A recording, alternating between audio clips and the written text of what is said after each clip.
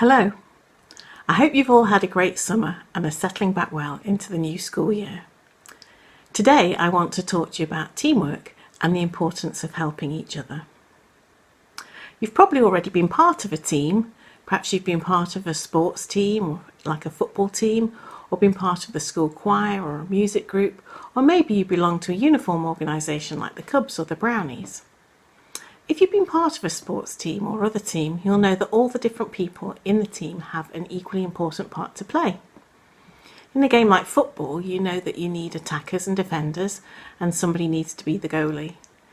There's also people like referees and linespeople, and a whole wider team of people who are all important too.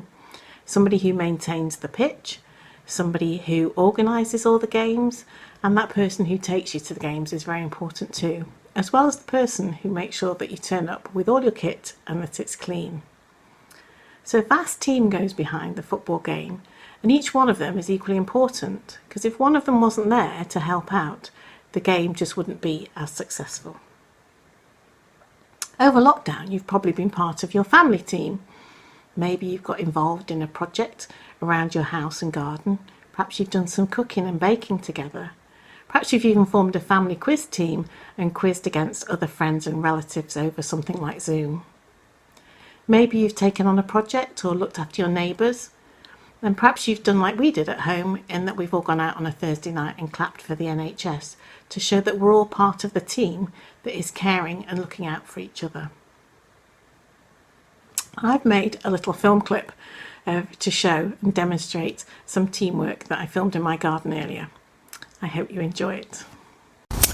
I wanted to do a demonstration of teamwork, and if I was in school I would have asked for a volunteer, of course, somebody willing to pick up my heavy bag that I've got here.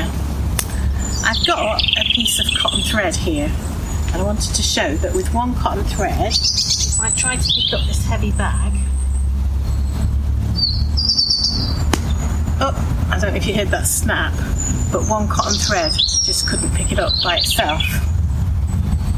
Prepared here 4 cotton threads tied together, and I'm just going to give them a little twist, and we're going to see if 4 cotton threads tied together can pick up the bag. So here we are, 4 cotton threads, and yes, they've managed to pick up the heavy bag. So where 1 thread couldn't do it, 4 threads together could lift up that very heavy bag. I really hope you enjoyed that demonstration and you understood what I was trying to say, that sometimes we can achieve more when we work as a team than when we try to do things by ourselves. In the Bible, there was a man called Paul who lived a long time ago. He was a very wise and clever man and wrote lots of letters to the early church to give them help and advice. One time he wrote a letter to the people in Corinth, which is in Greece. He was really sad because he'd heard that they'd been bickering and fighting amongst themselves. He'd heard that the rich people were looking down on the poor people, and the free people were looking down on those who were slaves. And he wrote them a letter and said that as Christians we should envisage ourselves as all being different parts of the same body. He said, imagine if the foot said, because I'm not the hand, I don't belong to the body. It wouldn't stop being part of the body. And if the ear said, because I'm not an eye, I don't belong, it wouldn't stop being part of the body. He said, imagine if the whole body were an eye, how would we hear?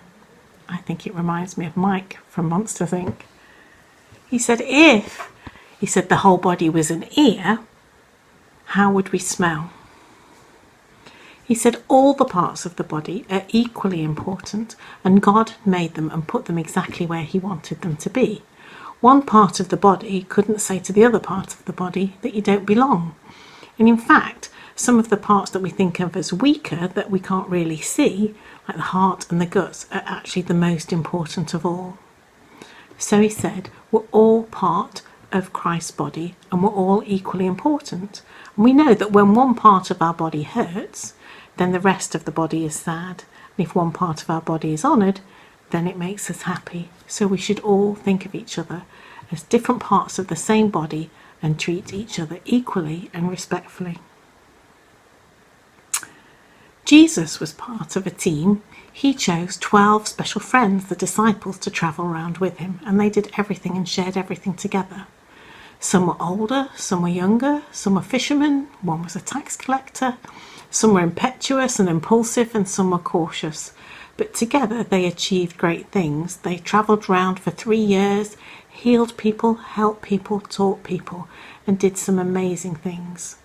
And they realised that each person brought something to the team, something different. Perhaps we can look round at school or at home today and think about how we can be part of a team, how we can help each other, how we can encourage each other, or help everybody else to achieve what they want to achieve. When we think about the word team, we can think that actually, if we spell it out, team could spell together, everyone achieves more, team. And as somebody wise once said, there is no I in team. That means that individually we don't work as well as when we're in a team. I'd like to say a little prayer now. If you want to join in, you can say Amen at the end. Dear God, thank you for all the people who help us in our lives. Thank you for all the people who have already helped us today. Please help us to help one another. Please help us to remember that it's good to work together in a team. Amen. I hope you get to be part of a team today.